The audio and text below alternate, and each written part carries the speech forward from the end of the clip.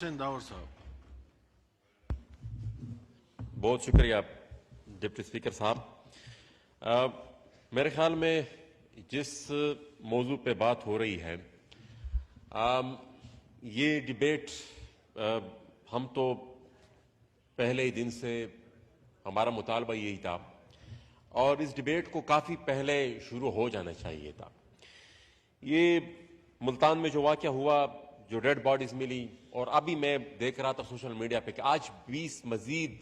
लाशें मिली,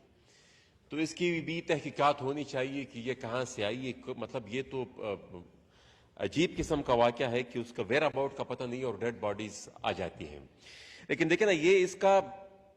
पूरी जो कॉन्फ्लिक्ट है इस पूरे रीजन में, जो दहशत गर्दी है, जो तबाही और बर्बादी हुई है, जो जनाजे हमने उठाए हैं, जो ऑपरेशंस हुए हैं, जो डिस्ट्रक्शन हुई है, जो घर तबाह हुए हैं, जो लोग बेघर हुए हैं, जो माशी तौर पर माशी कत्लेआम हुआ है लोगों का,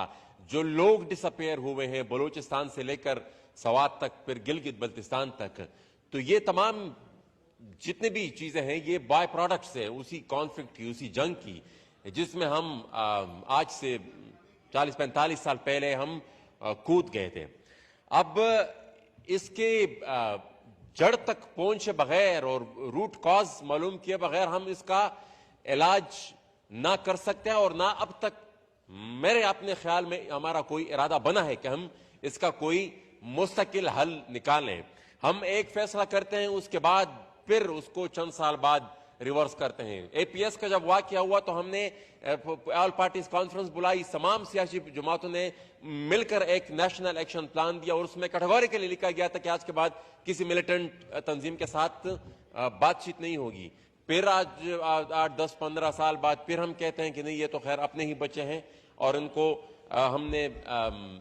मनाना है या इनके साथ हमने बात करनी है। तो इस तरह के कंफ्यूज पॉलिसी के साथ ना इस मसाइल का हल ढूंढा जा सकता है और ना ये मसला हल कर सकते हैं। दूसरी चीज,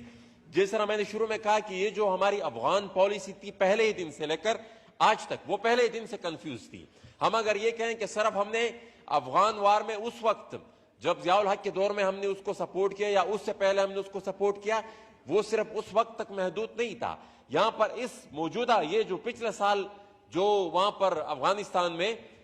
तालिबान ने टेक ओवर किया, हमारी उसको भी सेलिब्रेट किया गया था। हमारे सिटिंग प्राइम मिनिस्टर ने उसको गुलामी से आजादी के साथ तशबीह दे दिया था। वो प्राइम मिनिस्टर से बड़ा ऑफिस तो होता नहीं है, वो उनके एक एक स्टेटमेंट्स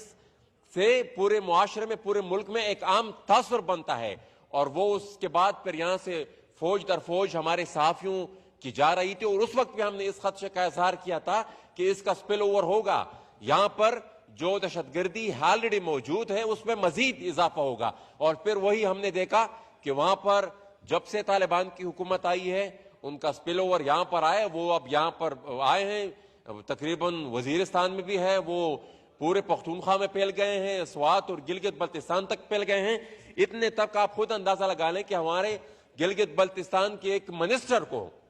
सिटिंग मिनिस्टर को उन्होंने हॉस्टेज बनाया हुआ था। वो कुछ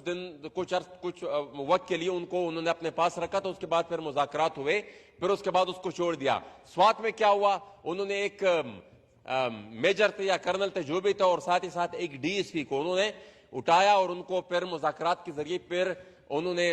छोड़ दिया। अब ये जो हाई प्रोफाइल वाकयात होते हैं, इस तरह के वाकयात जो होते हैं, वो एक आम तासुर, एक आम खौफ की फिजा बना देते हैं मुआशरे में, और आम बंदा, आम इंसान जो उस मुआशरे का रहने वाला होता है वो फिर यही तासुर ले लेता है कि अच्छा ये जो इतने ताकतवर लोग हैं वो अगर आपको प्रोटेक्ट नहीं कर सकते तो हम कैसे अपने आप को तहफ्फुज देंगे। लेकिन देखिए ना, लोग निकल रहे हैं, लोग उस चीज को अपोज भी कर रहे हैं, उस चीज की मुजाहमत भी कर रहे हैं, एहतजाज भी कर रहे हैं। और ये मेरे ख्याल में उन्हीं एहतजाजों की बदौलत ये चीज है कि अभी तक वो ज्यादा इंक्रोच नहीं कर पाए और वो बैकफुट पे चले गए हैं। साथ ही साथ अब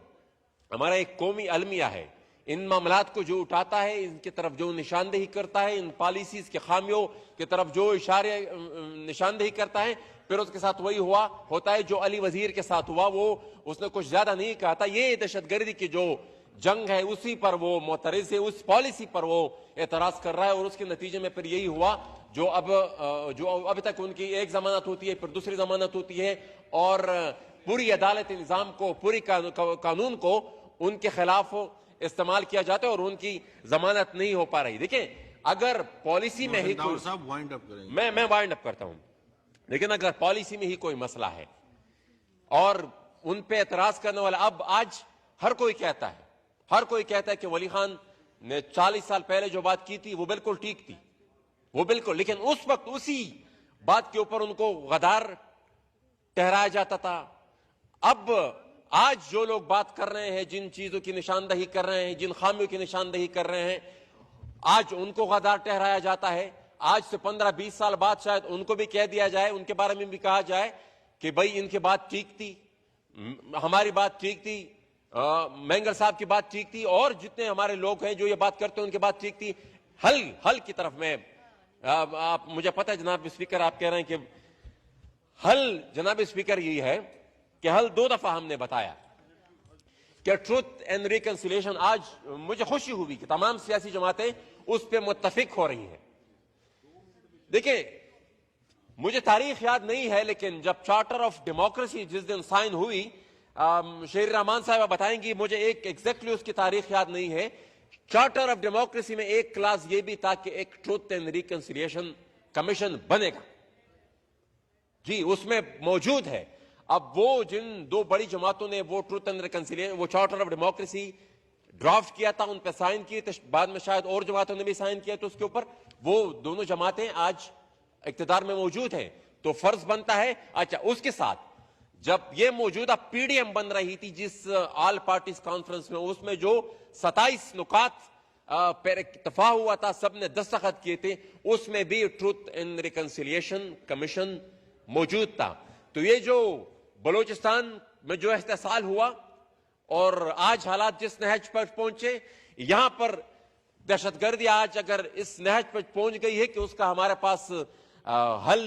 موجود نہیں اور ہم اس کو روک نہیں پا رہے، ان سب کا ہم جواب تبھی ڈھونڈ پائیں گے جب ہم ماضی کا اصلاح کریں گے، اور وہ ٹروتھ اینڈ ریکنسیلیشن کے بغیر ممکن نہیں ہے. تو جب تک یہ ٹروتھ اینڈ ریکنسیلیشن کمیشن نہیں بنے گا، میرے خیال میں مستقبل کے لیے ہم اپنے درست سمت کا تعین نہیں کر سکتے. شکریہ جی، شکریہ جی. یہ لیوز